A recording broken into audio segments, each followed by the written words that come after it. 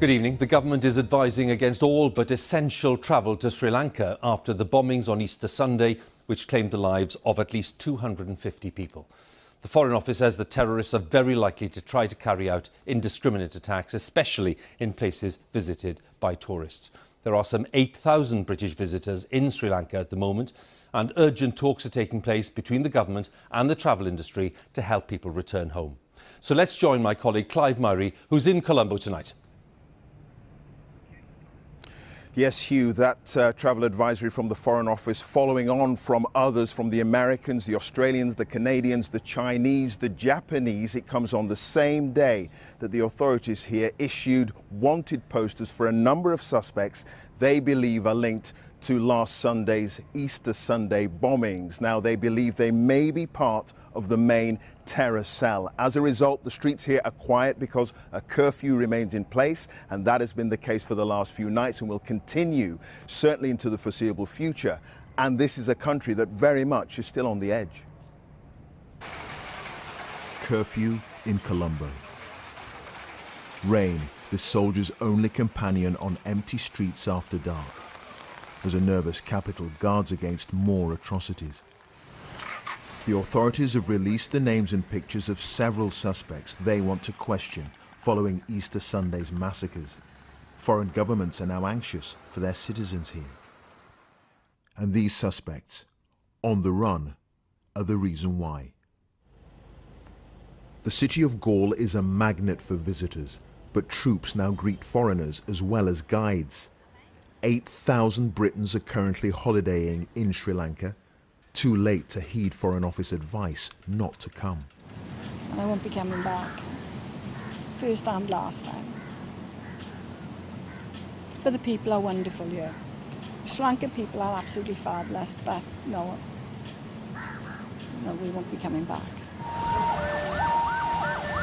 The bombers killed and damaged churches and hotels. Now tourism's been wounded too. Several countries, including Australia, the US and Canada, have issued advisories urging only essential travel. For the moment, Britons wanting to leave have to make their own arrangements. Several people died when a suicide bomber blew up the breakfast room of the Kingsbury Hotel. 3 days on, they're sprucing up the entrance for the reopening. You know, it could have been close. I could have been there. You don't know. I could have, I could have, because I take my breakfast in this restaurant in the morning usually. You never know, but I think you should not think of that, because anything you do otherwise you will question yourself, what if? It's a view shared by many in the tourism industry here. Giving into the fear psychosis would not really make any sense, because look, it's a beautiful destination.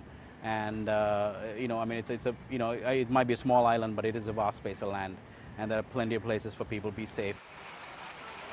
But for the moment, this is a land still on edge. Its streets pounded more by troops than tourists.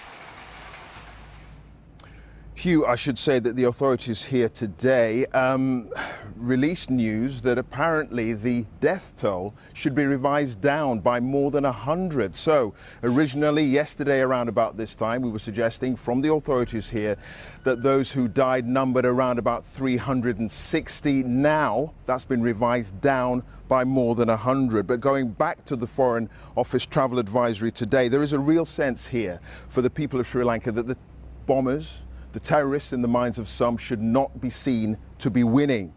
Remember, this is a country that has just come out of a terrible civil war that went on for almost 30 years. There's been a period of relative peace here, and the tourism industry was beginning to get back on its feet. Now it seems the dark days may have returned. Hugh, back to you. Clive, many thanks again. Clive Murray there for us in Colombo. And just to underline what Clive was saying there, the Sri Lankan government revising that estimate of the number of people killed. It's now at around 250, including 8 Britons. Among the British casualties were teenagers Emily Lindsay and her brother Daniel. They died at the Shangri-La Hotel in Colombo, just as residents were gathering there for breakfast. Their father and brother, now back in London, have been talking to our correspondent Caroline Hawley.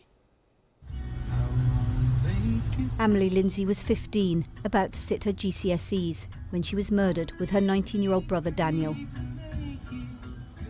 Emily was really the glue that held the entire family together. She was beautiful in every way. She was so smart. She had a wonderful sense of humour. Really, it's going to be almost impossible to imagine life without her. A lovely girl, and again, you expect the dad to say that, but she really was lovely inside and out. And you were having an amazing holiday with them until that moment. Well, they even thanked me and both gave me a hug the night before and said thank you very much. And you know, they were getting me food for the buffet when the first blast went off. I hope that's not what, you know, was a fatal blast, because we did start running out, and I don't know what sort of condition they were, and there was another blast. But they were incredibly kind. Daniel, photographed by his dad the night before he died, was about to go to university to study travel and tourism. He, more than anyone, lived his life in the service of other people. He would always go out of his way to travel to different places. He volunteered in Ethiopia at an orphanage. He lived with a nomad tribe in Mongolia, and he came back with equally close friends from each one. The Lindsay family, seen here all together on holiday in India, is now desperate to get the bodies of Daniel and Amelie home. We've had to go to our dentist, we've had to get their dental records, see their x-rays. They've come to the house, they've taken their toothbrushes from their bags, they've taken them away. They've taken my sister's phone, they've taken my father's clothes he was wearing at the time of the explosion. Still, they're not back. What do you want the UK government to do now? Obviously, get them back here as soon as possible. I don't want to say anything else. I don't want to be critical in any way, because I know governments work different ways, but we want to get them back. There's nothing else to say. We want to reunite them with their family as soon as possible, as you can imagine. He shares his grief and pain with Ben Nicholson, who also lost his 2 children and wife in the attacks. Well, we were hugging each other at the hospital. We were trying to help each other. And, you know, it's just someone who can relate to the situation. Let me just call me today.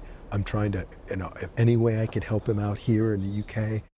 The family also wants to help the many, many Sri Lankan victims by setting up a special foundation.